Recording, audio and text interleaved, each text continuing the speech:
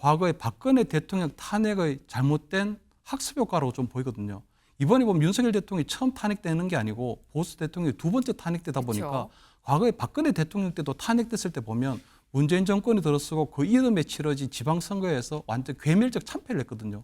그런데도 불구하고 한 3년이 지나서 아마 다시 정권을 되찾아오는 걸 보면 지금 당장 장동혁 체제라든가 또는 장동혁 대표를 떠받치고 있는 정치적 기반 윤어게인 세력들은 보면 올해 지방선거 어차피 패싱하는 게 낫다. 올해 지방선거에서 어차피 이길 수가 없고 그렇다면 앞으로의 총선을 위한 정치적 기반을 강화해 나가는 것이 중요하지 않느냐. 그렇다면 윤어게인 세력들, 특히 정치적 기반을 하고의 결별은 거의 불가하다고 보이는 거거든요. 그렇기 때문에 저는 아니 윤어게인으로는 선거에 못 이깁니다.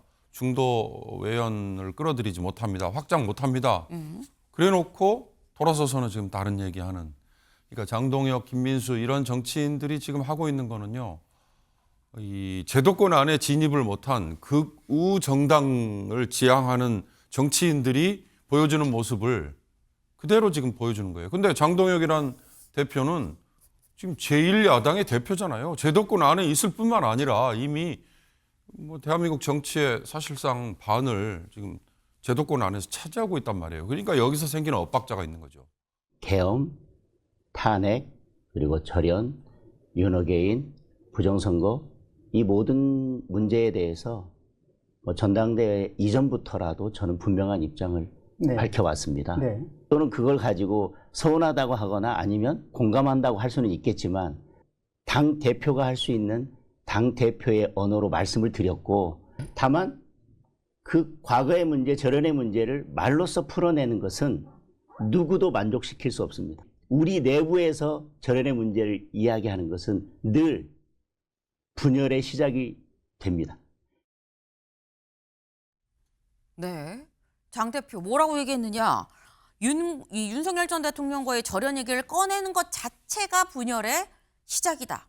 이 얘기인즉슨 꺼내지 말자라는 얘기로 해석이 되는데 그렇다고 한다면 김철현 위원님 이 말은 절연을 한다는 거냐 만다는 거냐 어떻게 해석해야 되는 그래서 겁니까? 저는 뭐 절연할 수 없는 상황이라고 좀 보이거든요. 네. 저는 아마 그동안은 보면 장동혁 대표가 윤석열 전 대통령과의 어떤 정치적 결별을 하지 않은 이유가 보면 네. 이번 달 19일 날 일단 1심에서 사형이 구형되어 있기 때문에 본인이 판사 출신으로서 느끼는 어떤 사과를 한다거나 윤석열 전 대통령과의 어떤 관계의 절연이 1심 선고에 혹시라도 영향을 미치지는 않을까.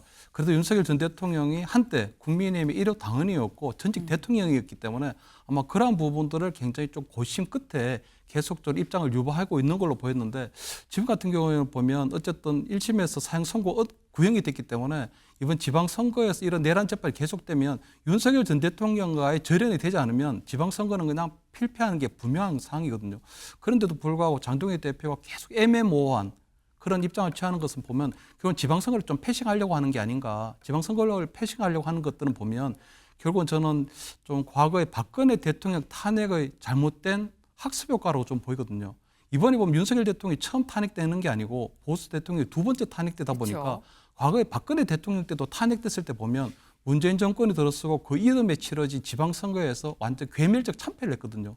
그런데도 불구하고 한 3년이 지나서 아마 다시 정권을 되찾아오는 걸 보면 지금 당장 장동혁 체제라든가 또는 장동혁 대표를 떠받치고 있는 정치적 기반 윤어게인 세력들은 보면 올해 지방선거 어차피 패싱하는 게 낫다. 올해 지방선거에서 어차피 이길 수가 없고 그렇다면 앞으로의 총선을 위한 정치적 기반을 강화해 나가는 것이 중요하지 않느냐. 그렇다면 윤어게인 세력들, 특히 정치적 기반을 하고의 결별은 거의 불가하다고 보이는 거거든요. 그렇기 때문에 저는 아마 장동혁 대표가 아무래도 그러한 잘못된 탄핵의 학습 효과로 인한 정치적 기반을 강화하는 쪽으로 이제 하려고 하는 상황이 아닌가 이렇게 보입니다.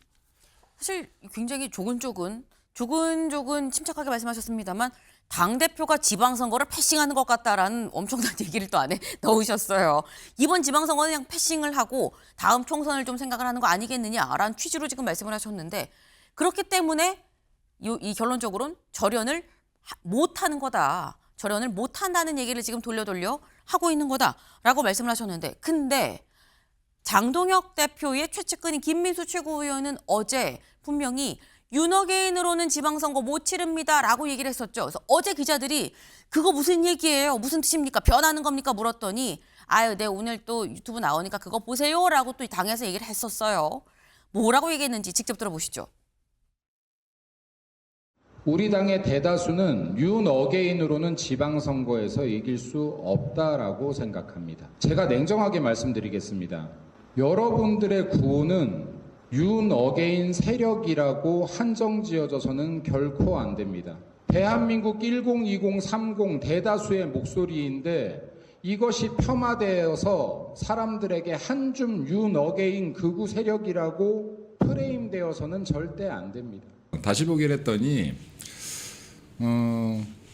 지지자분들께서 화나실 수도 있겠다는 생각이 들어요. 근데 당연히 선거 전략이 필요하죠. 우리가 지금 목적하는 것은 선거를 이겨야지 다 이룰 수 있는 겁니다. 선거에 이기지 못하면 선거제도를 개선할 수도 없고요. 윤석열 대통령 석방할 수도 없습니다. 맞습니다. 냉정해야죠. 선거에 이겨야죠. 윤어게인 세력을 플러스라고 하잖아요. 여기가 주예요. 엄청난 국민들이에요. 지금 이 수많은 길거리에서 나와서 소리내고 있는 사람들을 하나의 세력으로 폄하해서 이 가두어지게끔 하는 것이 싫다라는 겁니다. 다 같이 외쳤던 이 외침을 수포로 만들고 싶은 마음이 없습니다. 이겨서 진짜로 변화로 연결시키고 싶어요. 미래로 연결시키고 싶습니다. 네, 어제 유튜브에 나와서 뭐라고 했느냐. 아, 내가 말한 걸 내가 다시 보니까 좀 오해를 할 수 있을 법한 느낌으로 좀 보실 수 있겠다. 근데 여기가 주입니다.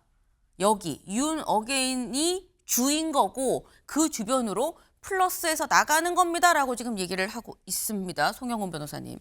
김민수 최고위원은요, 자기 자신과 국민의힘 당을 위해서 당분간 공개적인 발언을 안 하는 것이 좋을 것 같습니다. 하루도 안 돼서 본인의 말을 또 뒤집고 걷어들여야 될 거면 결국에는 공당의 지도부로서 발언의 무게가 저는 실리지 않고 국민들께 정치를 희화화하는 정치적 웃음거리만 될 뿐이에요. 그리고 김민수 최고위원의 저 말을 들어보면 저게 과연 윤 어게인과 절연하는 겁니까? 오히려 그분들이 주라고 분명하게 말하고 있잖아요. 그러면은 본인도 절연의 필요성에 대해서 인식은 하고 있는 것 같은데 오히려 국민들께는 국민의힘은 여전히 윤 어게인 세력에 포획되어 있구나. 라고 하는 근거만 하나 더 제공할 뿐입니다. 그렇기 때문에 김민수 최고위원이 본인이 공당의 지도부로서 갖는 말의 무게를 좀 무겁게 여겼으면 좋겠어요. 오늘날 SNS 시대에는 여기 가서 이 말하고 저기 가서 저 말한다고 해서 통하는 시대가 아닙니다. 모든 말이 다 기록되고 전체 국민에게 공개됩니다. 그렇기 때문에 본인이 그런 메시지 관리를 할 능력이 없다면 이쯤에서 공개적인 발언을 삼가는 것이 어떤가 하는 말씀을 좀 공개적으로 제가 드리겠습니다.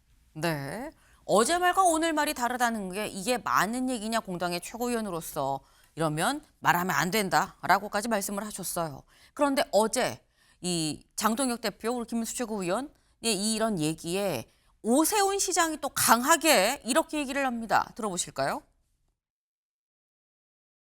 본질적으로 보면 계엄을 바라보는 시각의 상반된 그 차이, 이것을 어떻게든 모두 다 잃고 싶지 않다는 장동혁 지도부의 과욕이 빚은 지금 지지율 하락을 우리는 지금 목격하고 있습니다. 제가 그 입장을 분명히 해서 넓은 민심의 바다로 나아가자, 중도 외연 확장의 길로 나아가자라고 하는 뜻을 모를 리 없습니다. 말로만 탈윤을 하겠다, 전륜을 하겠다라고 해서 국민들이 믿을 수는 없는 노릇이죠. 네, 오세훈 시장. 말로만 탈윤, 절윤 이렇게 얘기를 하는데 이거 국민들이 믿겠습니까? 라고 지금 얘기를 하고 있는 거죠. 장동혁 유례 없는 숙청 정치를 하고 있다라고 오세훈 시장 얘기를 했습니다. 근데 이런 오세훈 시장의 얘기에 기자들이 장 대표한테 가서 물었어요. 아니 오세훈 시장이 강하게 비판하던데요. 어떻게 생각하십니까? 라고 했더니 장 대표는 또 이렇게 얘기를 합니다. 들어보시죠. 오세훈 시장이 뭐 이런저런 말씀을 하시는 거에 대해서 당대표로서 일일이 이렇게 저렇게 답변 드리는 건 적절치 않은 것 같고요. 아마 대한민국 역사상 서울시장을 5번 하는 분은 아마 없지 않을까 싶습니다. 역사상 5번의 그 서울시장으로서 된다면 서울이 어떻게 대한민국의 미래를 이끌어갈지에 대한 그런 비전을 제시하는데 집중하시는 시간이 되었으면 좋겠다는 생각. 이번 공천의 컨셉은 뉴 페이스, 뉴 스타트. 서울시장 필승 전략은 저는 유능함입니다. 경선 과정에서부터 뉴 페이스가 등장해서 함께 힘을 실어주고 그것이 컨벤션 효과를 낸다면 참 정당사에 없는 일이 벌어지고 있습니다. 숙청 정치. 이건 정치가 아니죠. 그냥 웃습니다. 네, 탈당 같은 일은 전혀 고려하지 않고 있습니다. 서울시장을 하면서 당권을 할 수 있나요? 동시에? 저는 서울을 지키겠다 하는 말씀을 분명히 아까 드렸는데 아마 이변은 없을 겁니다.